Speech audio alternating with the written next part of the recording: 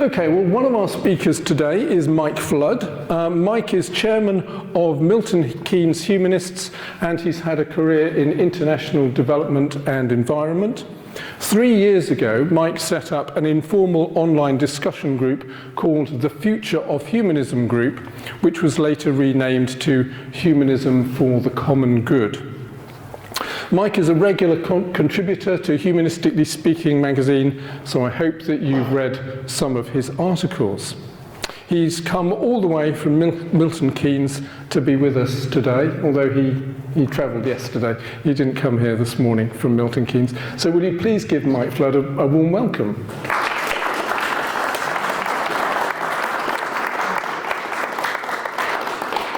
And our second speaker is well known to you. That's me. For those of you who don't know me, thank you very much. Always like to have a cheer. I'm chairman of Dorset Humanists and editor of Humanistically Speaking magazine. If you would like to, you can give me a warm welcome as well.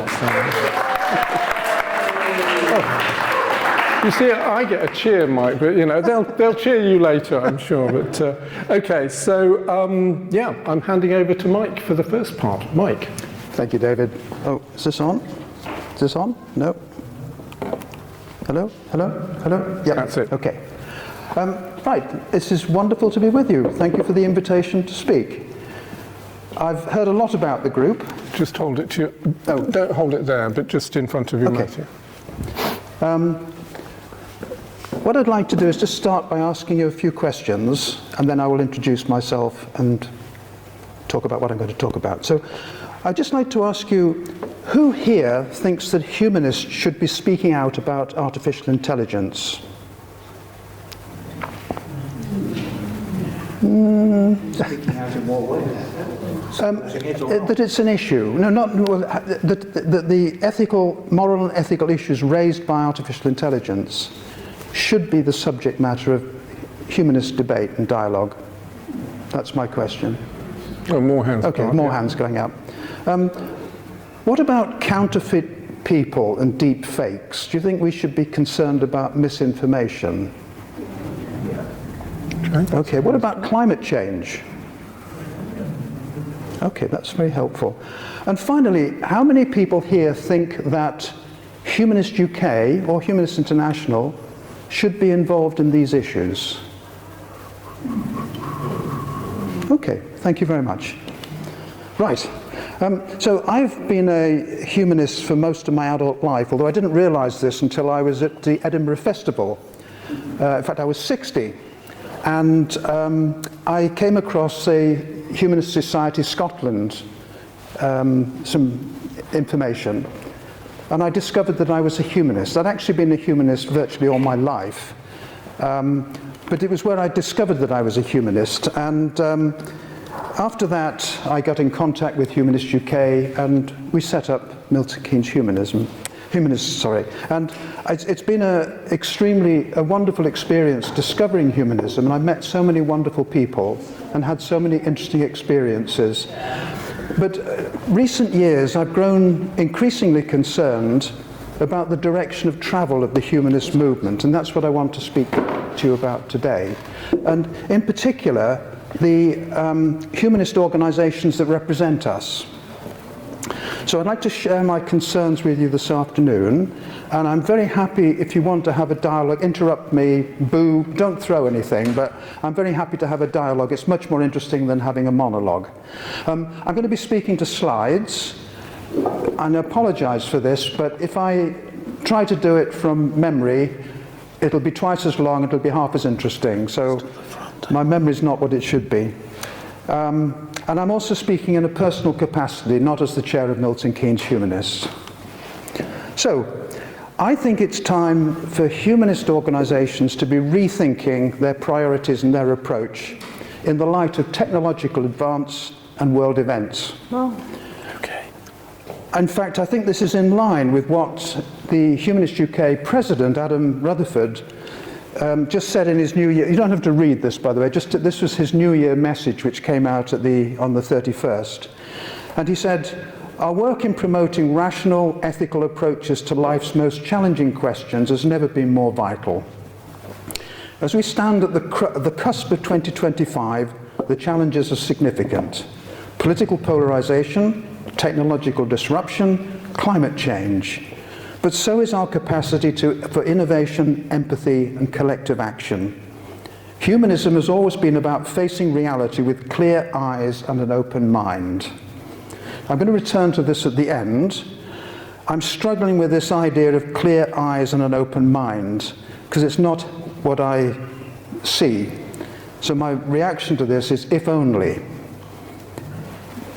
Now, I'm very uncomfortable standing here criticizing people or organizations when there's nobody here to defend themselves. It's a very awkward position to be in. But for many years, I've found that it's very difficult to get any response out of Humanist UK, either to articles or comments, or even to Humanistically Speaking. And I find this is somewhat disrespectful and rather counterproductive. So I'm going to say some very controversial things. If you disagree, please boo, shout, put your hand up. Boo! So, Humanist UK is very fond of the dictum, think for yourself, act for everyone. But in practice, it doesn't show any interest in what its members actually think. I say I'm very sorry to be saying that, but there's no encouragement for discussion within our movement, and I think this is a big mistake. So especially since humanists promote curiosity and freedom of expression. So it pains me to say that. In terms of freedom of expression, this is a 2019 policy paper by Humanist UK, and there's a section in there on freedom of expression. Freedom of expression has occupied an important part in humanist thinking for centuries, and humanist organizations have always been active in campaigning for it. Well, my comment to that is, well, maybe, but there's no honest debate, I don't think, about the humanist movement, either here or in other countries or internationally. And that's what I've been challenging for the last 5 or 6 years. Now, perhaps I could also make a comment about the state of our movement. I think we're in serious trouble. I think the humanist movement is in serious trouble. Humanist UK says it has about 120, 130,000 members and supporters. It probably breaks down into 20 to 30,000 members. If you look at the annual accounts, it brought in about £1 million last year from subscriptions. If you divide that by £40 as an average, it may be more. That's 25,000 members. Perhaps more surprising, in the United States, the American Humanist Association has 34,000 members and supporters. Now that's a small fraction of the number in the UK, and the country is 5 times the size. So I just make the point that I think the humanist movement is in trouble, and I say that as a very committed humanist. But my main concern, and the reason I'm here to debate this evening, is that Humanist UK is campaigning on a very narrow range of topics, primarily concerned with the rights of the non-religious, rather than the rights of everyone.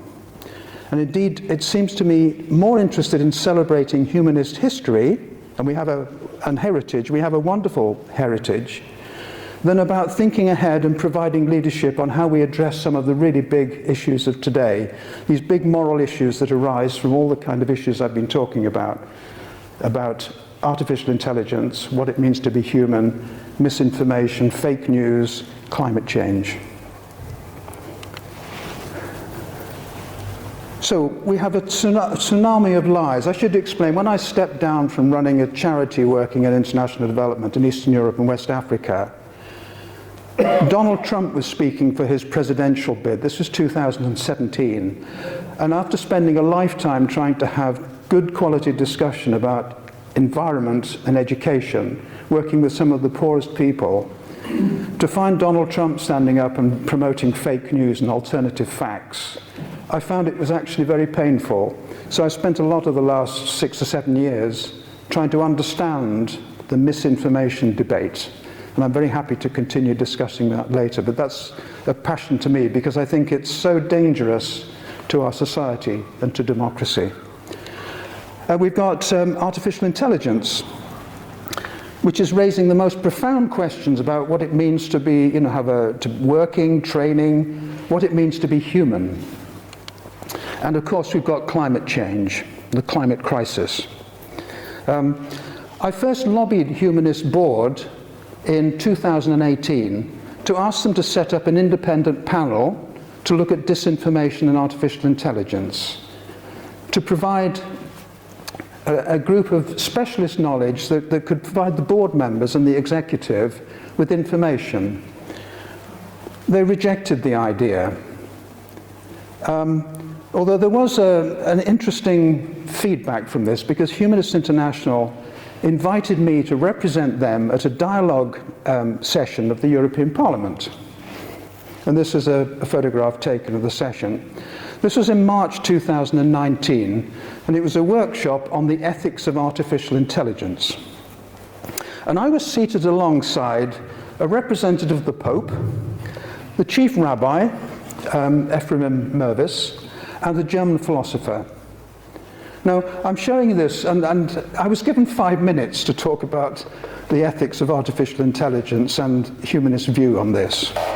I'm showing this just to make a point that religions around the world are actually concerned about artificial intelligence, and there's very little coming from humanists about this topic, and I just think this is wrong. And that includes the poor old Church of England, which is in such trouble at the moment, because the Bishop of Oxford, Stephen Croft, has been at the forefront of looking in. He's a member of the House of Lords Select Committee on Artificial Intelligence, and he's produced a lot of interesting papers about the Church's view on artificial intelligence. I would love to see humanists doing the same thing for all of us, so that we understand these very complicated technologies a little better. Now, as David said, in 2022, I brought together some people who are interested in these issues, about a dozen, and in early 2023, we produced a 3-page manifesto called the Manifesto on the Future of Humanism, but it really should, on reflection, it should have been towards a manifesto on the future of humanism, but it was a good step in the right direction. It was a genuine attempt to get people talking about some of the biggest contemporary issues of our times. I informed Andrew Copson, CEO, Humanist UK, at the time, but I didn't get any reply, and I'm not aware of any official comment on the document since then. So that's going back nearly 2 years. It was published in Humanistically Speaking, and then in 2022, I was invited, almost this time last year, I was invited by Bristol Humanists to come and talk about the manifesto at a public meeting. And I posed 2 questions. Has humanism lost its mojo? And is it time to broaden our horizons and to join what the veteran humanist and founding father of Humanists International, that's Jaap van Praag, a wonderful Dutchman, he called the Great Fight, basically fighting for the rights of all people, not solely the non-religious, which I believe would much better reflect what we humanists say and what we claim in our founding manifestos and documents. I also think that such a switch would make our movement much more attractive to the growing number of people who say that they're non-religious. Now over 50% of the UK say that they're not religious. And I think it might help us get our mojo back. This is my concern. Now, you'll see on the Bristol Humanists there's a balloon, very famous for their balloon. And the guy who set up this guy here, this is Don Cameron. He's a Humanist UK patron, very interesting character. Don is, well, let me just explain. In my presentation in Bristol, I posed 3 questions. Does humanism have a distinctive brand and a unique selling point? Do we need a new minimum statement on humanism? And why aren't humanist organisations working for the common good, which means working for everybody, not the people who are not religious? And, not on a second, here we go. So, a number of people weren't happy with what I had written, including Don. And basically, I had letters from about a half a dozen people to say that this is after we published the manifesto, that they were not happy because they thought that there were many other organizations working to address the threats to democracy that I've outlined, particularly the problems with misinformation, artificial intelligence and climate change. And they also said that Humanist UK is only a small organization. Well, it is a small organisation. It has a turnover of about 3.4 million and about 40 members of staff. I mean, in my books, that's a reasonable size organisation. When I started my career, I worked for Friends of the Earth for 6 years in London. We had a team of 15, and we had a fantastic impact over the time. It wasn't my work, I was just part of a team. So it's a small team. So if you have this view, my response to that is, don't the humanists have anything useful to contribute to the debate about these issues? And not least the threat that they pose to human rights and to democracy and to the very existence of sentient life on Earth. And if not, what does it say about humanism and its relevance in the modern world? Because if you follow this logic, someone with very mischievous intent might want to argue that actually there's no need to have a humanist organisation, because we have lots of other organisations that are looking at the sort of issues that we're concerned about. So we have groups concerned with secularism, human rights and equality. There's too many to mention. I've just put 3 up on the screen here. Freedom of speech, the same. There are dozens of groups involved. Sexual and reproductive rights, religious education, collective worship, faith schools, blasphemy, assisted dying. So we're not alone. There's a lot of organisations that are concerned about the issues that we're concerned about. And let's not forget the cosmopolitarianisms. It's a terrible word. There's a lot of other organisations. Their idea is that all human beings are members of a single community where people of various ethnic, cultural and/or religious backgrounds can live together in peace and interact productively. I think you might say humanistically. So there's a lot of organisations out of there which are carrying the same message that the humanists are carrying. And incidentally, I came across a very disturbing statistic very recently. There's a report come out from the University of Gothenburg. It's called the V-Dem Institute. And it said that in 2023, 71% of the world population are living in autocracies. And 10 years ago, it was 48%. I mean, just let that sink in. We've gone from 71% people, 48% of the world living in democracies 10 years ago, and today 71% are living under autocratic rule. I find that terrifying. The third criticism that people made is that Humanist UK does not have specialist expertise in the area of misinformation, AI and climate change. Well, how about some of their patrons like Matthew D'Ancona, who's written a book, The Short History of Truth. The Post-Truth, Matthew D'Ancona's book is called The Post-Truth, The New War on Truth. Julian Baggini is a philosopher, A Short History of Truth.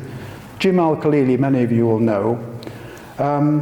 Martin Poulter, the director of Wikimedia UK, who speaks amongst other things about critical thinking. On artificial intelligence, there's Susie Algray, just written a book on human rights, robot wrongs, lovely title, Being Human in the Age of AI. Baroness Joan Bakewell was on the Select Committee on Artificial Intelligence. Kate Devlin is a reader in AI and Society at King's College London.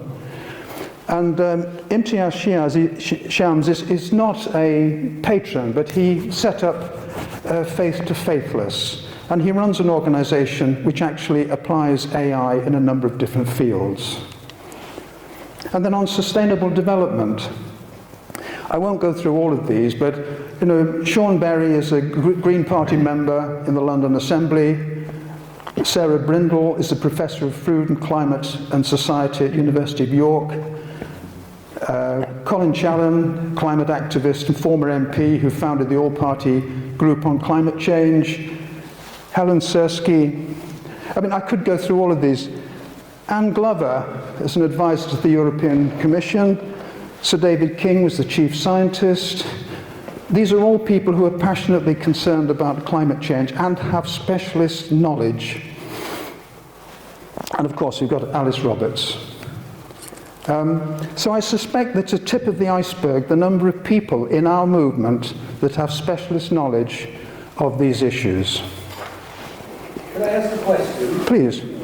Why do we need specialist knowledge to participate in a debate on these issues? Sounds very platonic. You've got to have experts. Well, okay.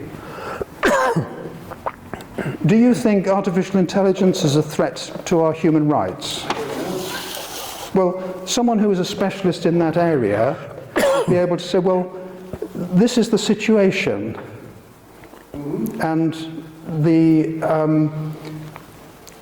you could have a serious discussion about whether you wanted that, whether you thought it was a good idea. I don't know whether people have been following Matthew Said's programs this last week. They've been utterly fantastic. 9 o'clock in the morning every day in the week. He's had 5 programs. And they've been just looking at the first 25 years of this century and the things that have changed. And his last program on Friday, he interviewed the Geoffrey Hinton, who got the Nobel Prize for Physics for his work on artificial intelligence. And I would encourage you all to listen to those. They're just half-an-hour programs, absolutely phenomenal. And he was explaining why he left Google to explain to the public and to people about his fears about AI.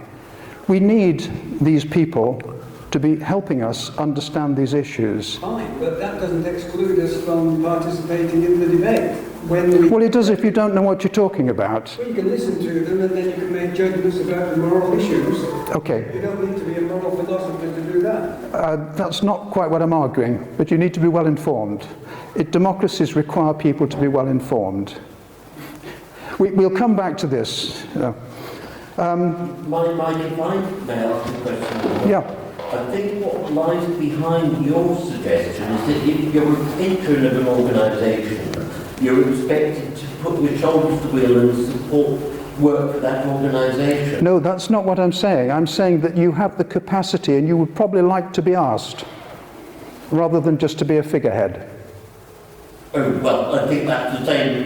You responded agreeing with me, really. I think you're expecting patrons to do things that they probably... No, just saying... If I can finish. Sorry. I don't think that patrons expect to be anything more than a figurehead. Can we log that up to discuss later? Sure, yeah. I'd be very interested in what other people think about that. I think you like this category issue where you're presenting your ideas. These experts are experts in their field. They have their own views. They promote their views. They educate, they lobby, and they are humanists. I think what you're saying is they're primarily humanists, and therefore as humanists they should address the problems in their field. They are doing this.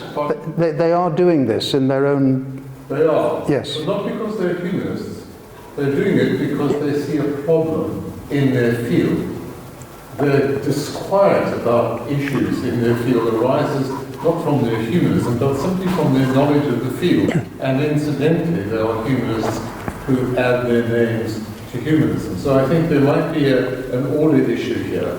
They're not doing this because they're humanists. They're doing it because they're experts with conscience. No, but I'm not. They're humanists. What I'm saying is that we as a movement have a lot of people that have a lot of expert knowledge in these very specific areas.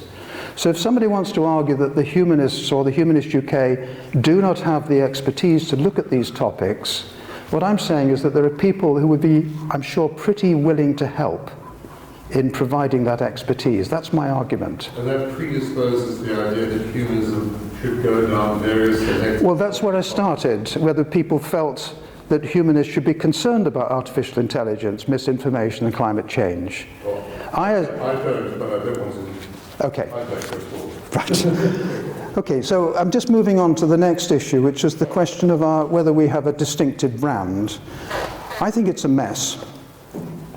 The original Happy Human logo was the winning entry from a competition organised by the British Humanist Association back in 1965. And at the time, the entrants were asked to create an internationally recognisable symbol of humanism. Okay? This is the Humanist UK logo and the way it's presented. This was adopted in 2017 after a major review of the Humanist brand when they looked at how it presented itself. Now, my problem is that if you have a brand, these are some other, Humanist International, Scottish Humanist Society, Canadians. This is the Nigerian Humanists. Whether you'd pick out the Happy Human in that as a moot point. Lithuanian, this is Norfolk Humanists, and they're a local group, and they're using a slight modification of the original that the BHA introduced itself. I don't think this is very good in terms of presenting humanism as a movement. There are big organizations that use the original, particularly the American Humanist Association and the Norwegians. So I'd like to see a return to this so we have a unique brand that people can recognize. And then we come to the issue of the unique selling point. I'm uncomfortable with defining humanism in terms of something we are not. So, good without God, I think it's a fantastic slogan, but I don't want to be defined as someone who's good without God.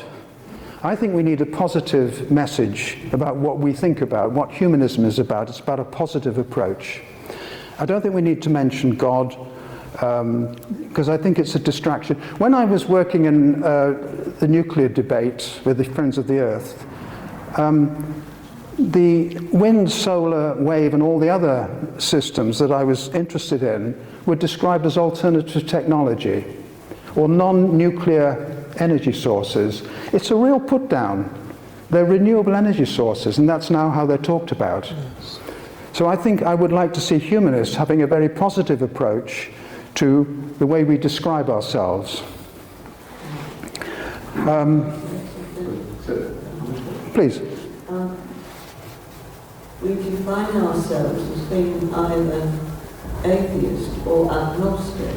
And I don't agree with that, because I think humanism is a movement which can embrace certainly Christianity for all that Christians stand for, apart from their belief in this spirit that they believe in. Could we come back to that a little later? I think it's an important point, because there are Christian humanists, so they describe themselves as that.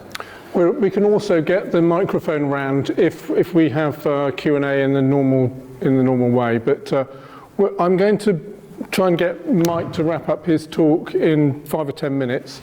I'll do mine, and then there will be plenty of time for Q&A before the break and after the break. So if we can hold fire a little bit on some of these issues. Yes, okay, thank you. So I was interested whether, there isn't a USP. So I went onto the line and I put into ChatGPT and I asked them to give me a USP for humanists. Humanist USP is its focus on human dignity, reason and ethical living without reliance on supernatural beliefs. I was not uncomfortable. I was a bit uncomfortable with that. In fact, what ChatGPT came up with other religions were absolutely super USPs, and I can go through them later if people are interested. So I would like to propose possible USP for discussion: striving for a fairer, more compassionate world in the one life we have. It's a suggestion. Or how about being good for goodness sake in the one life we have? I'd like to propose this as for discussion as about what our USP is. And in terms of having a minimum statement, maybe I'll skip over this given the time, but you'll find in the papers that I've written there's a minimum statement. The current minimum statements on the Humanist International website, they don't mention a whole range of things that are actually in our they don't mention one life, science, equality, our responsibility to current and future generations, and the natural world, which are all in our manifestos and declarations. This is Peter Dirks, and he's the Emeritus Professor of Humanism and Worldviews at the University of Humanistic Studies at Utrecht. I think you might be speaking about this organisation. It's a unique organisation. And in an essay that he wrote in 2015 on the future of humanism, he noted that where humanists give priority to the little fight, that's the fight for the rights of the non-religious, humanism will be more often defined in negative terms. That's what I'm saying. Where humanists give priority to the great fight for human rights for everybody, for peace and for a sustainable economy and a clean and beautiful natural environment, it becomes anachronistic to define humanism as necessarily non or even anti-religious. I suspect David will have something more to say about this in his presentation. So Humanist UK argues that we want more non-religious people to live happy, confident and ethical lives, and who could disagree with that? But I think we should be arguing for the rights of all people, that all people can live happy, confident and ethical lives. We are in a mess as a world. I have a lot of respect for Antonio Guterres, the United Nations Secretary General, and he summed up the state of the world in a very chilling terms back in September 22 in his opening address to world leaders in New York at the annual UN General Assembly. Our world is in big trouble. Divides are growing deeper. Inequalities are growing wider. The challenges are spreading farther. We are gridlocked in colossal global dysfunction. The international community is not ready or willing to tackle the big dramatic challenges of our age. These crises threaten the very future of humanity and the fate of our planet. Our world is in peril and paralyzed. And the risks to our way of life and our well-being are growing at pace. This is the United Nations' remarkable character. Now, I just wanted to quote one report, because this is a report that came out this time last year. It's from the World Economic Forum, and it's a global risk report. You won't be able to read what you're seeing here, but it's in 2 years' time, that's next year. These are identified as the most serious problems: misinformation and disinformation, extreme weather events, societal polarization, cybersecurity. And then if you look in 10 years' time, these are all the issues that I've been talking about. They're at the top of the global risk register. So I'd like to see humanist spokesmen speaking out about these issues to give us some guidance and help in formulating our views on how we should react to these extremely difficult issues. Think for yourself, act for everyone. Well, are we really doing that?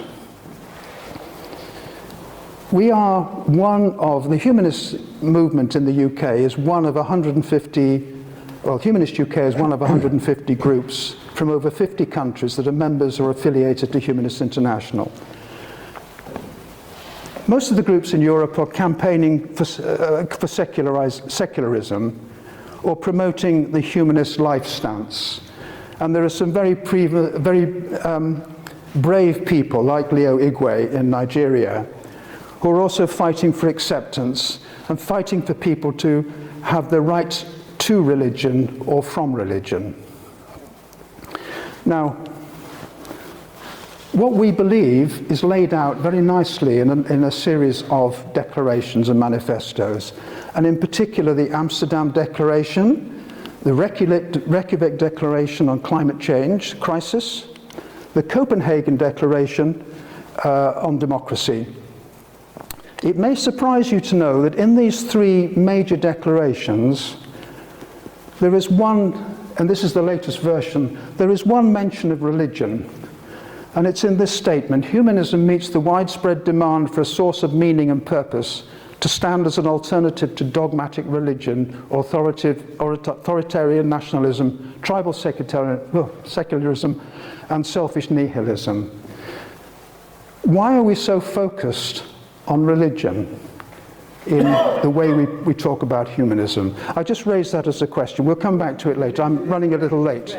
To the values you've been espousing, religion is a major threat to them. Okay, I'm just telling you that this is what our declarations say, and this is the one mention of religion. And also there's the Humanist Manifesto, the version in 2003, it doesn't mention religion at all. David, do you want me to stop? I've just got a couple of other, I'm nearly done, but I'm conscious because of... Yes, okay, a couple more minutes. I can cope with that, thank you. So what these declarations say, you know, I'm asking the question, what about our duty of care to all humanity, including future generations, and our responsibility to the natural world? That's the statement from the Amsterdam Declaration. Or what about heeding the call to highlight the urgent need for action on climate change, which is in Reykjavik? And what about the growing threat to reason and truth posed by disinformation and the profound ethical questions raised by the development of AI, which is in the documents surrounding the Copenhagen Declaration? We're not doing anything on those things. And Humanist UK is actually interested in AI. This is a very interesting article written by Liam Whitten, who's the Director of Communications and Development. It was written 2 years ago. It says, the time has come,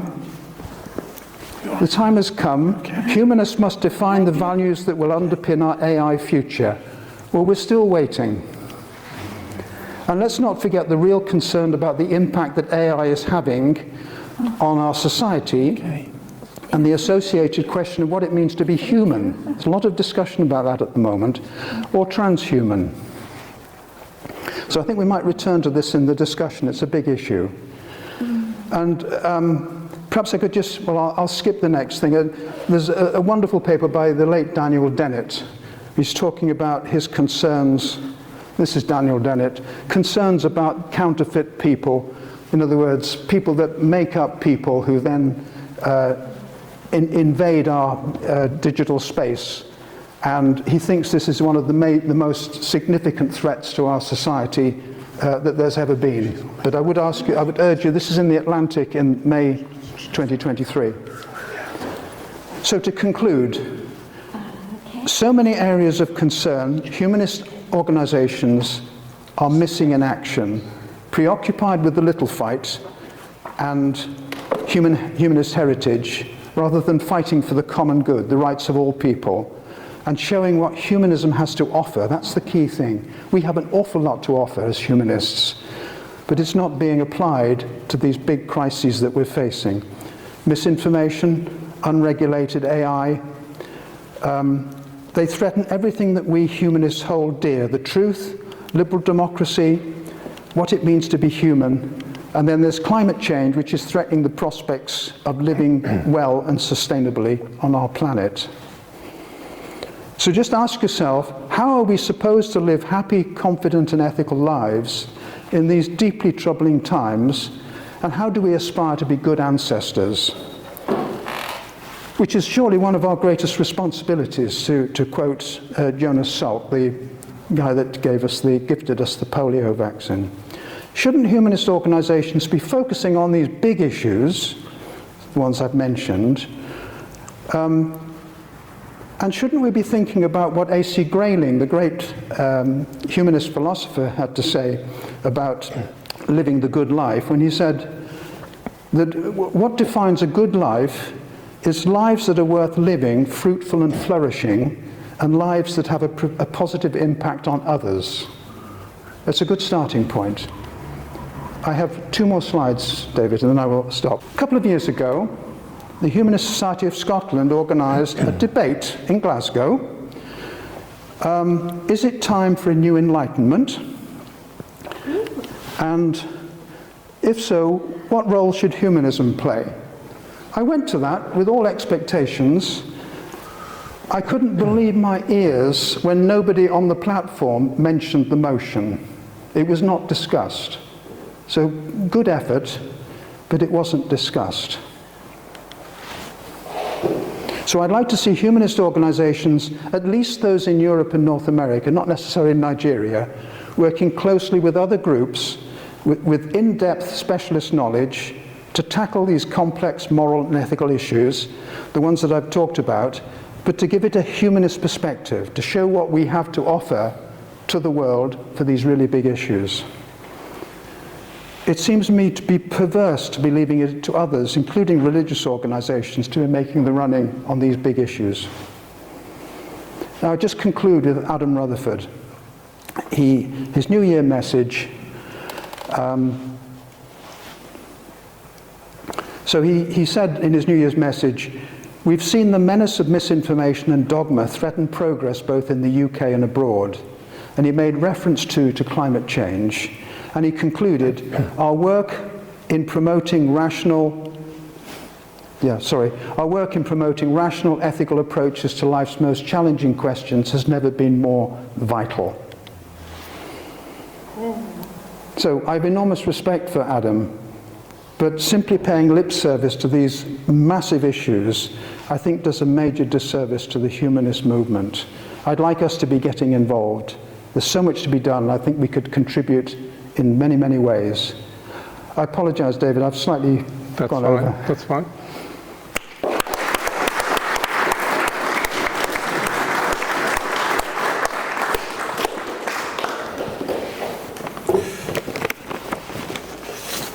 We can leave that there.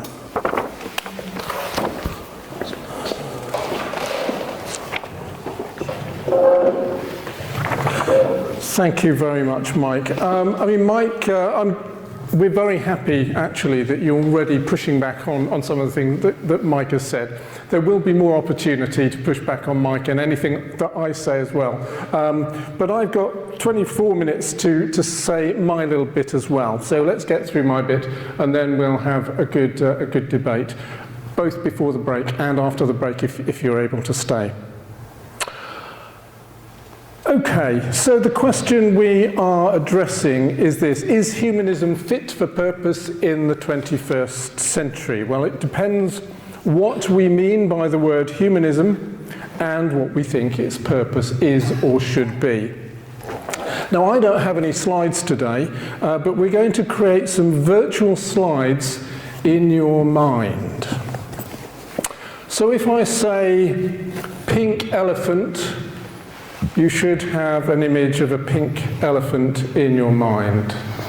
Did that work for everyone? Yes, I've got a yes from Aaron, okay? Hopefully you all passed that test. Okay, pardon? Is there a choice of colours? You can have different colours if you like, okay? I'm going to give you 12 prompts. Number 1, the philosopher Socrates. So you might be thinking of a white marble statue of a seated philosopher asking profound questions. Number 2, the Parthenon. This is the famous Greek temple on the Acropolis in Athens, dedicated to Athena, goddess of wisdom, intelligence, and rationality. Number 3, Michelangelo's David. So most of you will now have an image of a naked young man in your mind. Michelangelo's David is an icon of Renaissance humanism representing human form and beauty. Number 4, the Mona Lisa by Leonardo da Vinci, embodying humanist themes of realism and naturalism. Number 5, the astronomer Galileo, looking at the stars and planets through his telescope. Number 6, Charles Darwin, working out his theory of evolution by natural selection. Number 7, the novelist George Eliot. Her novels reflect a deep humanist perspective, valuing reason, compassion and empathy rather than religious faith. George Eliot was an ex-evangelical Christian. Number 8, the Statue of Liberty, representing freedom, democracy, enlightenment and the hope of a better life. Number 9, The Thinker by the French sculptor Rodin. Number 10, the suffragette Emmeline Pankhurst, Votes for Women. Number 11, Martin Luther King, I Have a Dream.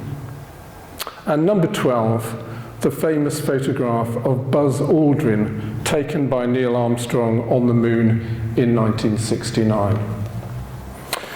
Now, all of these images represent humanism in a variety of ways. They represent the possibility of human perfection, human dignity, human understanding of the cosmos, exploration, the origin of species, the possibilities of living a good life, science, democracy, reason, and liberty. This is what I call the broad canvas of humanism. In many ways, we live in an age of humanism. Imperfect and flawed as we are as human beings, we are nevertheless the inheritors of a grand humanist vision of what human life could be like. But there is, of course, a narrower canvas of humanism as represented by the humanist movement, and that's what we're really focusing on today. Humanism in the broader sense may well be in crisis in our world today. It's being assailed on many fronts by fundamentalism and by fanatical ideologies. Can the humanist movement help? I think this is where Mike's frustrations lie with Humanist UK and Humanist International, but I will remind you at this point that Dorset Humanists is a partner of Humanist UK and an associate member of Humanist International, and we value these partnerships.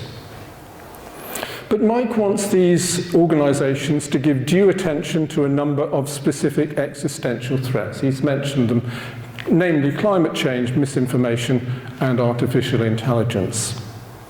He thinks that these are much more urgent and pressing than relatively minor matters, such as abolishing blasphemy laws and legalising humanist marriage.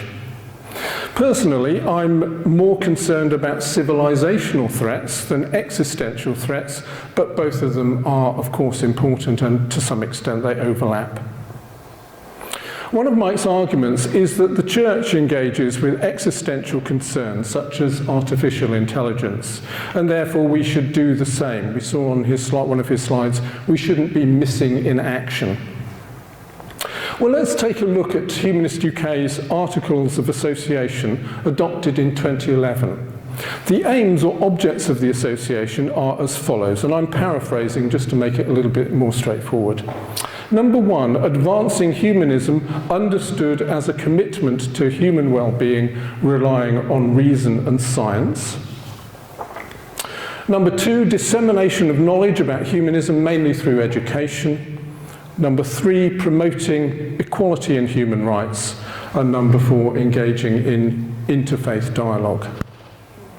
Well, I think the first one is the most pertinent to what we're talking about today. Advancing humanism understood as a commitment to human well-being, relying on reason and science. When we look at what Humanist UK is actually focusing on, by looking at their website, what we find is this. So number 1, a lot of emphasis on education, which is fine. Number 2, a lot of emphasis on human rights, which is fine, although at some point we might want to talk about human rights overreach in certain respects.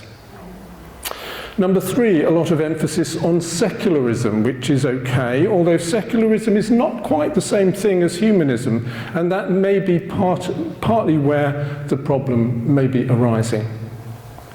And number 4, there's a lot of emphasis on what they call public ethical issues, including the following: assisted dying, reproductive rights, use of human tissue in scientific research, organ donation, homeopathy, animal welfare in relation to halal and kosher slaughter, genital mutilation, both male and female, and ending blasphemy laws. Now, you might think that this is a bit of an odd assortment of public ethical issues to focus on. Why not animal welfare in general, for example? But there is a connecting thread which you may have spotted. All of these issues are connected to religion in some way, or to irrational belief. There are religious arguments against abortion, assisted dying, the use of human tissue in scientific research, and so on. And there are religious arguments in favour of infant circumcision and particular methods of animal slaughter. So Humanist UK has limited interest in policy matters unless there is some kind of religious dimension which it can oppose. And this would explain why Humanist UK is not particularly interested in Mike's concerns, to say nothing of other major issues such as nuclear weapons, cybersecurity, biodiversity, population, pandemics, inequality, and so on. It's only fair, however, to say that Humanist UK has shown some interest in AI and climate change, as Mike acknowledged. Now, I do, of course, understand that Humanist UK has a limited operating budget and that it has to have some way of prioritising what it focuses on. But I think its selection criterion is too restrictive. According to its own objects, humanism is understood as a commitment to human well-being relying on reason and science. There's no reason why that should be restricted to areas of public concern where humanists can have a fight with religion. It's as if Humanist UK is only operating on one wavelength instead of the full spectrum. There are plenty of areas where we could find common cause with religion, and that would help with Humanist UK's object number 4, which is to promote dialogue with religion and harmonious cooperation. By focusing on this narrow range of ethical issues, Humanist UK perhaps inadvertently is feeding a narrative that humanists can be sometimes a bit OCD about religion, rather than offering something positive, constructive, and unifying. So I do think this is a serious matter and it demands proper attention. In Humanist UK's defence, they do, of course, have other areas of activity, such as provision of ceremonies and pastoral care, which is all to the good. But what Mike is complaining about is this narrow focus when it comes to public ethical issues. The humanist movement needs to engage with the bigger picture in order to give a more balanced impression of what humanism is all about. Now, I do have a theory as to why Humanist UK is focusing on this narrow range of issues. It may partly be about money and fundraising. Campaigning organisations often frame their activities in terms of a battle or a struggle against an external threat, because this keeps the money flowing in. So my theory is that Humanist UK selects its activities so as to maximise the sense that it is fighting a kind of culture war against religion. If my theory is correct, there may be very little chance of changing Humanist UK's priorities, but for what it's worth, I'd like to suggest one possible way forward. Let's assume that Humanist UK agrees to set up a climate change group, an artificial intelligence group, and a misinformation group. Well, there is a precedent for this kind of thing. At the beginning of the 21st century, Humanist UK hosted a humanist philosophers group, and they issued a number of interesting booklets, and we've got 4 of them in our library at the back there. The 4 booklets are The Case Against Religious Schools, published in 2001, What is Humanism, published in 2002, Paternalism Re-examined, 2003, slightly strange topic, that one, and number 4, Thinking About Death, in 2005. Now, these booklets didn't address existential threats, but it seems to me that something like the Humanist Philosophers Group could be a practical model for addressing Mike's concerns. A group of philosophers and scientists associated with Humanists UK could meet to deliberate about humanist responses to climate change, artificial intelligence, misinformation, and other threats. And they could issue advisory reports to inform humanists about how we might think about such matters. So Mike and I are not asking Humanists UK to stop doing what it does, but we're asking it to operate on a broader canvas in accordance with its own objects, particularly number one, the advancement of humanism understood as a commitment to human well-being, relying on reason and science, and number four, which is the promotion of understanding between people holding religious and non-religious beliefs so as to advance harmonious cooperation in society. I'd like to move on now to my own hobby horse, which is that in order to be fit for purpose, the humanist movement should be in the business of building humanist institutions. I'm just going to grab a little bit of water.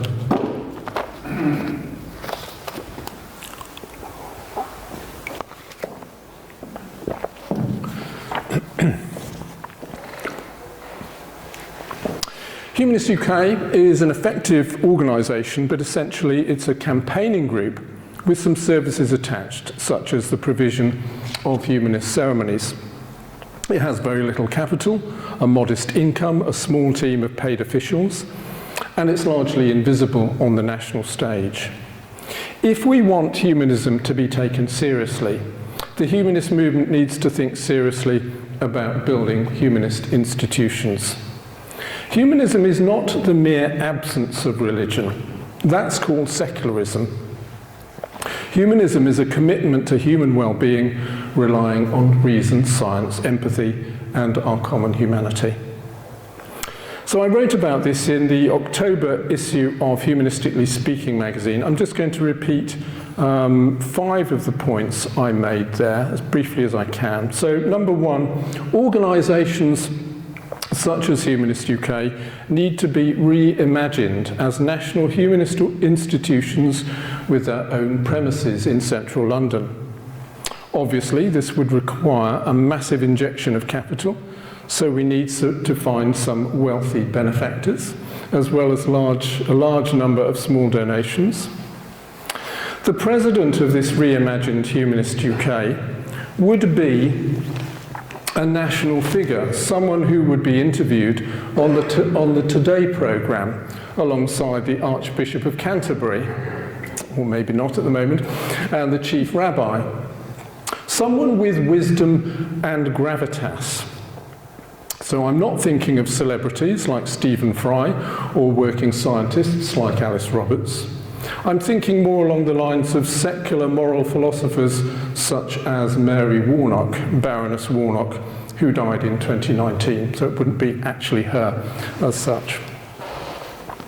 Number two, the most successful humanist organisations in Europe are those which are part funded by the state, such as in Norway and Belgium. The reason this happens is because religion also gets state funding. Now, you may object to religion getting state funding, but if humanism could get a share of the pie, it might be a price worth paying. I think what's happening in Norway is that people are leaving the Lutheran Church and opting for humanism. So year on year, the Church gets less and humanism gets more. If humanism was properly constituted and recognised in this country, we could probably take advantage of a whole host of funding streams. Number three, in order for humanism to be fit for purpose in the 21st century, local humanist groups such as Dorset Humanists need to be reconfigured as humanist societies. They would aspire to have their own premises and have paid professional leaders and administrators. Members would have to pay a lot more than £15 a year. It would be more like £300 a year or £1,000 a year if you're well off. This would put local humanism on a secure basis because the way it's organised at the moment is highly precarious. Now, I've done my best to lead Dorset Humanists within the current model for the last 15 years, and together we've done fairly well. But only in comparison with other humanist groups. Compared with successful local churches and mosques, our achievement has been modest in terms of visibility and membership growth. Now, you may be perfectly content with that, but the status quo is not really making humanism fit for purpose in the 21st century. We need a different model if we want to avoid oblivion. Number 4, humanist organisations need to build training colleges for humanist leaders. The Humanistic University in Utrecht is one such model. This university, which receives funding from the Dutch government, is a unique academic institution dedicated to the study and promotion of humanism. It's the only university in the world that specifically focuses on humanistic studies. Now, it might be difficult to replicate this in the UK, but at the very least we need training colleges and humanist qualifications. Number 5, we should have humanist schools. Now, I know this is controversial because the usual argument is that if we have humanist schools, this will legitimise the existence of religious schools. Well, I don't think schools with a religious character are going to go away anytime soon. And if they're properly regulated, they can provide a good education. But the fact is, we support humanist schools in Uganda. So aren't we being a bit inconsistent by saying that we can't have humanist schools in this country? One of Humanist UK's primary objectives is the dissemination of knowledge about humanism through education. So humanist schools would provide a fantastic platform for this. Now, maybe you're not yet convinced that we need to build such humanist institutions. Maybe you think we're okay as we are with limited ambitions. Maybe you're right, maybe everything is fine as it is. But let's try to imagine some possible futures for in the 21st century and beyond. By mid-century, 2050, membership of the Church of England will have dropped below a critical threshold. Thousands of churches will have been converted into supermarkets and nightclubs. At the same time, membership of humanist groups will have dropped below a critical threshold, and most of them will have disappeared. At the same time, the Muslim population of the UK will have increased, and most Muslims take their religion seriously, attending mosques and demanding greater recognition of Islam in public life. This poses a serious challenge to Enlightenment humanism. In Mike's dystopia, by mid-century it will have become impossible to tell truth from falsehood because of the proliferation of misinformation and deepfakes generated by artificial intelligence. At the same time, we may have missed all of our net zero targets and be well on the way to climate catastrophe by the end of the 21st century. But the good news is that Humanist UK will have won the battle for humanist marriage and an end to bishops in the House of Lords. An alternative scenario is that humanists in the 2020s, that's now, started to imagine how to rescue Enlightenment humanism based on the values of reason, rationality, democracy and liberty, and building a good society for the common good. We decided that it would be a good idea to pass on humanism and humanist values to our children, and by building humanist schools and humanist colleges to train humanist leaders of the future. We started planting humanist groups in every town and leaving serious money to humanism in our wills. By mid-century, people stopped asking this question, what's humanism? Because everyone knew what it was, and millions of people realized that they had been humanists all their lives without realizing it. Humanism became the chief worldview alternative to Islam, and the president of Humanist UK was regularly invited onto the Today programme to dispense humanist wisdom on the pressing issues of the day. The Prime Minister had been educated at a prestigious humanist school instead of Eton. And King George, no longer burdened with being head of an established church, came out as a gay humanist. Captains of industry and chief executives of public institutions were committed to the ethics and values of humanism. Capitalism became answerable to the common good, and humanism was effectively restraining some of the excesses of religious fundamentalism. England was officially designated a humanist country and had magnificent new humanist buildings commissioned to rival the Parthenon and the Statue of Liberty. I'm just going to take you back 150 years now to 1875.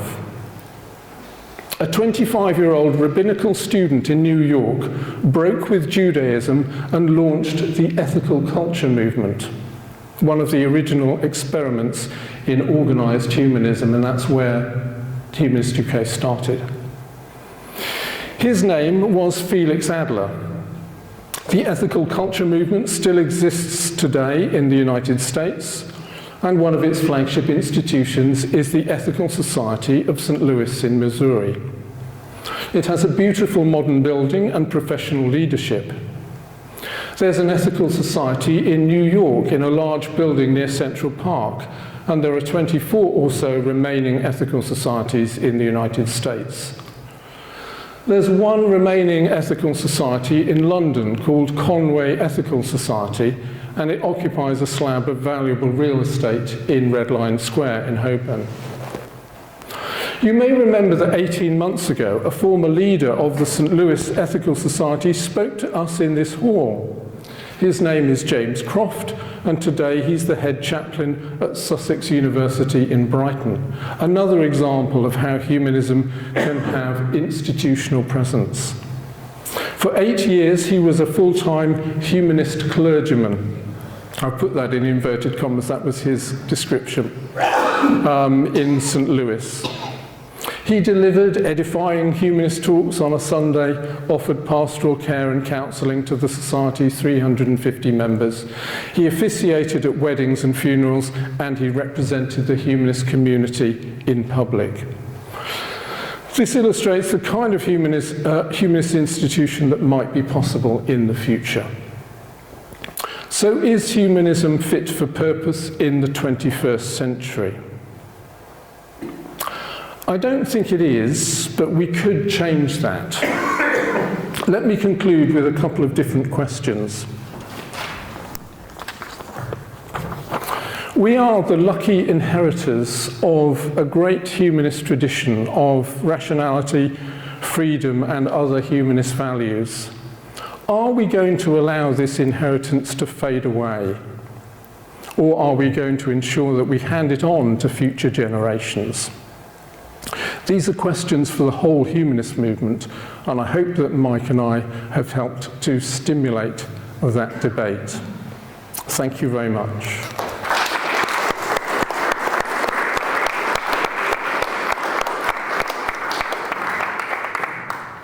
Okay, we're definitely handing over to you now.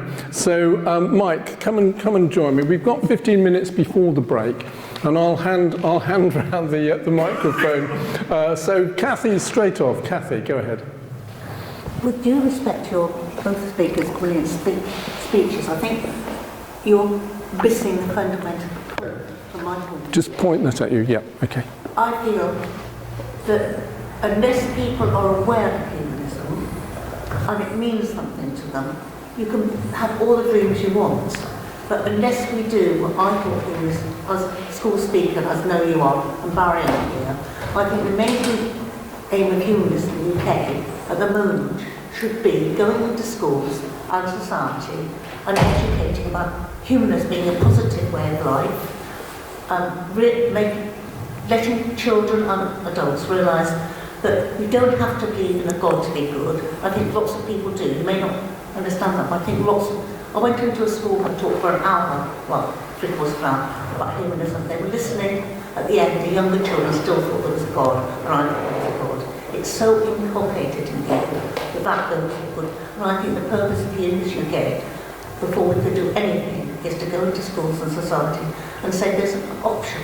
It's not believing nothing, it's living a positive life. And I think until that's done, you're both miles ahead. I certainly think we should continue that. I mean, we want to scale that up as much as possible. I mean, one of the great achievements of Dorset Humanists is that we do speak to thousands of children every year, and that's thanks to you, thanks to Barry, thanks to other speakers as well. So I think we should definitely continue with that. Mike, did you want to respond to what Kathy said, or shall we move to another? I can agree with what, yes. Yeah. Okay. I have nothing to add. Okay. Yeah. Let's go to Steve. We'll get to you, Richard, as well. Steve. Okay, well, hearing all the big opinions and arguments, I just want to be, my fear is that this has just become split literally between political lines, because solutions to these things will either have conservative or liberal or socialist answers, and I don't really want to see things just split simply down political lines. How could you sort of hope to hold all points of view in future directions? Do you want to say something about politics, Mike? Well, only that, some people argue that charities should not be involved in politics. That's not what the Charity Commission says. Charity Commission says you can be involved in party politics if it's related to your objects. So it's not something that is not allowed. You can get involved in party politics. Sorry, my point was that if you get involved in party politics, then you inevitably take a side or a position, and that will obviously exclude the people who don't have that position. I'm struggling a little bit. I mean, the kind of problems that we're facing, say with misinformation, is that now it becomes increasingly difficult for any of us to tell what's true and what's not true, and I'm sure we've all been caught out. And this undermines the whole basis of democracy. And this is what Daniel Dennett and Yuval Harari, the Israeli academic, have been shouting about. Harari says, when I'm on the phone and I don't know whether I'm talking to a person or to a robot, society is finished. Daniel Dennett is saying that this counterfeit personalities will destroy humanity. I mean, it sounds a bit over the top, but it's actually true. If you can't tell what's true, and if you don't have an agreed baseline, where, in our society we have basic fundamental things that we agree with, and this is being undermined by these developments, and this is what concerns me. I'm not anti-technology. I mean, I use it all. I don't have a smartphone, which is why I have a Nokia, because I've been very concerned for years about the collection of data. I think it's very unhealthy, and particularly the oligarchs and what's happening now with Elon Musk and Zuckerberg is shocking. And I would just like humanists to be having a say on this and helping us all with these issues. Okay, let's go to Richard. Do you have anything to say on that? No, I want to move on to Richard's question, but maybe we can come back to that. Richard. I'm being very critical, I'm afraid. That's much more interesting. We're looking up there, humanism for the common good. The talk we're having hasn't come close to getting near to for the sake of a better word, common man. There's 70 million of them out there in our country, the vast majority of which don't give a toss about humanism or religion. We might be pleased to hear that religious adherence is dying. I believe it's just apathy. It's not relevant. They don't give a damn. We have a society here and now, which, in my view, is predominantly. There's lots of good things in it, of course, but predominantly, it's where can I buy the cheapest petrol? How can I get the best holiday deal? All of that sort of thing, and those are the people we need to get to. We're not even close to doing that, I suggest. Well, I kind of agree with you. It's why I'm so concerned about. I think we have a very important message, and I think we have very well worked out declarations and manifestos. And what I'm saying, I think what David is saying, is that we're just not applying that. We're not helping society by using what we have over decades and centuries developed. We're not using that knowledge and skills to help inform society. That's what I find worrying. Could I respond to you, Richard, by saying that the things that humanists are concerned about are the things that common people, if we say common man, that are interested in. So human flourishing, everyone's interested in human flourishing. Freedom, lots of people are interested, well, most people should be interested in liberty and freedom. The common good, building a good society. These are all the things that humanism is about. People are interested in all of those things. That's what we should be promoting, not just an ism. Come and talk about this ism. Does that help at all? No, I don't think you recognise the sort of outlook of the common man. There's very, very few who are the least bit interested in any of this stuff. It means nothing to them. It doesn't exist in their worlds. I'm not quite that pessimistic, Richard, but anyway, but a good point. Okay, let's get to Steve, Roger, John, lots of hands going up. We'll get to you either before the break or after the break. Steve. David, I think it was you mentioned the university in Utrecht, yeah, where they study. What is it they study? What are their sort of unique selling points, or do they fulfil the criteria that you think both humanism should be fulfilling?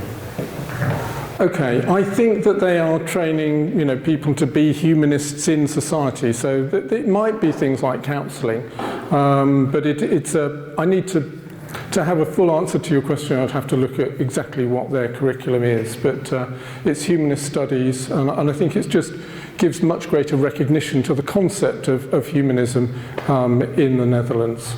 That is the right. Have I got the right country, Utrecht? Yes. Yes. Okay. Roger. There's 2 points I'd like to make, if I may.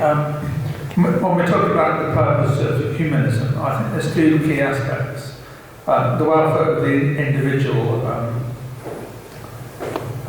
reproduction rights, the right to sign, death, those kind of things, as well as the rights of society. And I think, those have got to be balanced up. Should we focus on one over the other? And on the subject of the climate misinformation and AI, I worry that they seem to be put into the same sort of category. Because I think misinformation, it'd be hard to find where misinformation is a good thing. There's climate change, particularly on climate change. How we adapt and change the climate change and how bad it is, one can argue it is. But one needs to make a positive thing. With AI, there's a lot of good things and a lot of bad things. And I think if you just focus on AI, you miss other emerging technologies which have problems, and also some of the problems being addressed are a problem with just ordinary technology, not just AI. And I think if you just focus in on AI, and I know you're not saying it as a bad thing, but I think you're presenting in many ways it's just a bad thing, but I think you need to focus on other aspects of technology which can be a bad thing, which you're missing in AI. Because some things are referenced as AI, but they're not actually AI. Mike, do you want to? I'm not sure how to respond to that. I think AI is setting up almost unique problems for humanity in terms of laying people off and in terms of what we think we are as human beings. It's challenging that. So I'm not quite sure what the point is. The thing is that these issues that I've identified and I'm personally concerned about affect the truth, and they affect human rights, and they affect the way we live our lives, and they affect our society.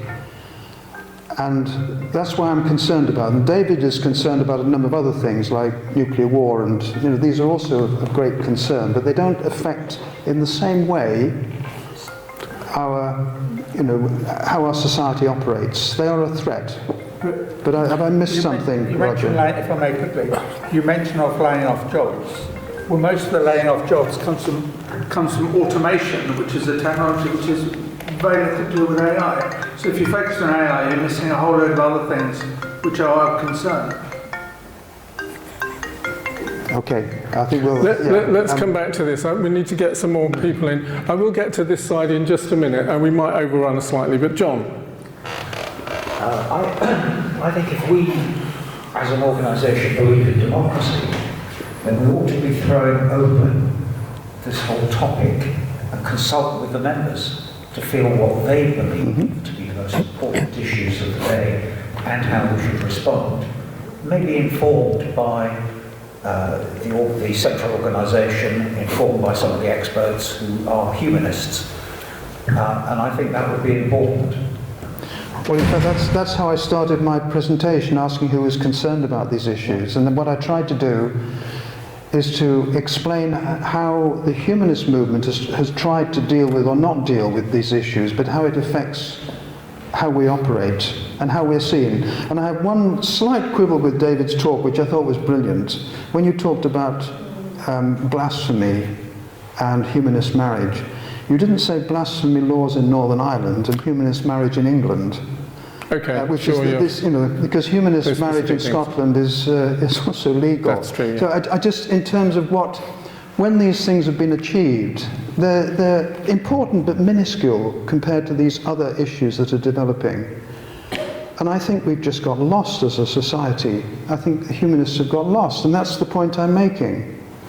Okay, let's go to Peter. I will get round to because I've got quite a lot of hands going up here. If you can be fairly brief, and we'll try to be brief with our answers as well. But we will come back after the break as well. Peter.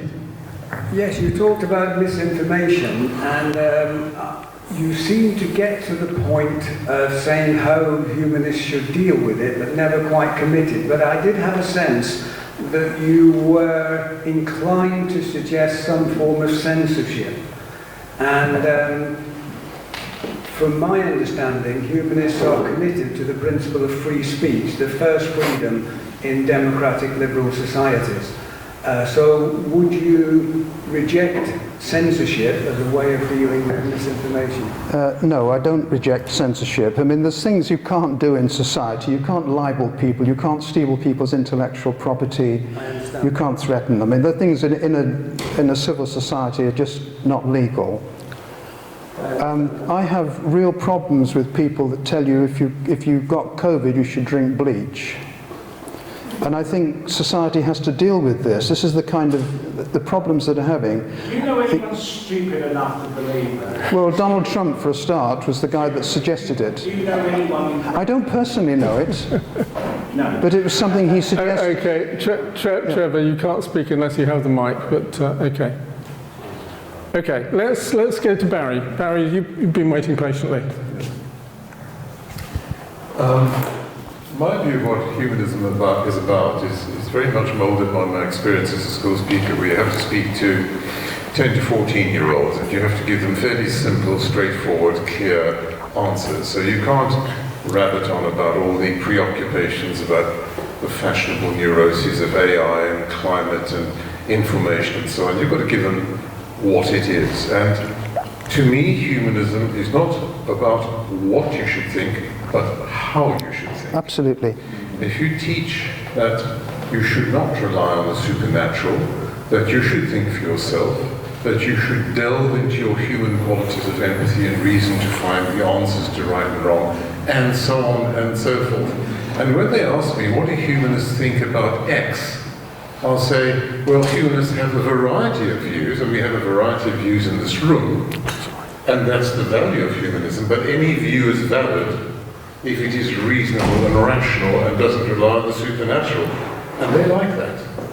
And that is as far as I think we should go. We shouldn't be jumping on hobby horses where 150 other organizations are doing the same thing, produce another group that will produce another document and policy to join the mountain that's already there. We're a tiny organization, and we're not going to influence AI, climate change and the rest. We have to be realistic.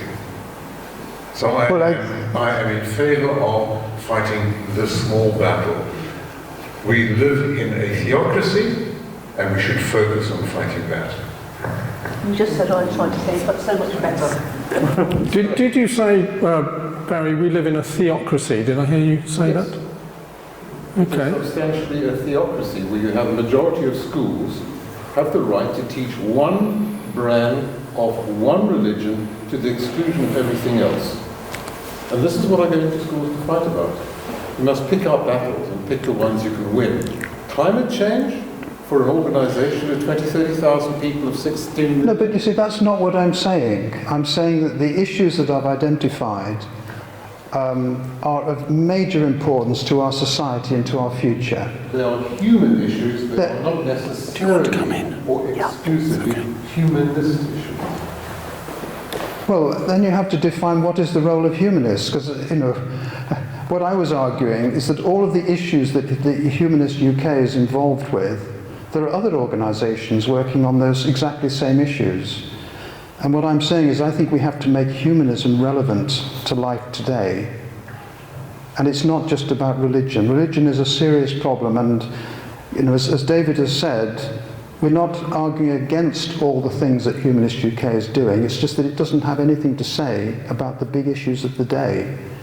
And that's rather belittles humanism, and that's what I find we disagree on that. Okay, let's go to Simon. Time to talk about it. Let's go to Simon next. Simon. Thank you. I just want to raise a sort of caution that if we have, as David would like, to have a philosopher, some public figure, opining as the humanist line, then we would have to accept that if you're a paid-up member of the Humanists, you might not like someone saying that in your name. So we'll end up with isms and heresies and all sorts of terrible things. Now, it's something that has to be dealt with. I'm actually in favour of what David says, but it will be tricky to deal with. Very tricky indeed. That's all I have to say. Well, what I was advocating, Simon, is that Humanist UK should link up with groups that have... So I've just lost my... It's just gone off. We should link up with groups that have specialist knowledge, you know, on climate change, on misinformation, and put a humanist perspective on it. Thank you. Oh, it's gone on again. To show how relevant humanism is. That's my point. It's about, does humanism have something relevant to say about the big issues of the day? And I don't think it does at the moment, and I find that deeply concerning. Well, I think with respect, that's a different point. Where David, and it's more, I'm more sort of responding to what David suggests, that we have some president of Humanist UK who is highly active, who appears on the Today programme twice a week, and opines the humanist position. Now, if that occurs, well, that will have meant that somehow we turned Humanist UK round and made it achieve what you asked for. I'm just pointing out that that will lead to its own problems, almost the problem of success. Well, I think I don't think you understood what I said, and I think in the interest of other questions, I'll explain in the interval the point I'm trying to make. Okay. Thanks, Simon. Let's try and get one or two more in before the break. Aaron. Thank you. Yes, on your point about all of those issues, we're white, we're middle class, wealthy people who have nothing to worry about but things that will happen after we die. Most people out there aren't. There's no white van man in here, there's no dad of young children in here, there's no people who first thing is, will my rent get paid, is the housing going to be, what are we going to do about congestion, will the water go up? All these things are the critical element that most people out there need to fight, and why they're not in here. And the other reason they're not in here is because we don't have a figurehead. Andrew Copton doesn't go and speak to anybody. He's not a leader of the leader we need. Reform is doing well because they've got Nigel Farage. Like him or love him, he's got charisma, he's got volume, and he's got a big following. We haven't got a leader, and we haven't got any following, and that needs to be fixed. Aaron, I think Andrew is quite a brilliant speaker. He's a good interviewer. Only a humanist to know him. Everybody who lives to humanists never heard of him. No, I agree. But the problem is humanism has nothing to say about the big issues of the day that I've identified that are actually threatening our whole future. But the other, I agree with you, Aaron. You know, but I think we need. we've lost our mojo. Yeah. We don't have a clear brand. We don't know what our USP is. We don't know where we stand. These are the questions that I'm raising. That's wrong. Okay, I'm going to definitely have a break at 1:45, okay? 1:45, so should we get a few more in? Trevor, I know you've already said something without the mic, but briefly, please, thank you.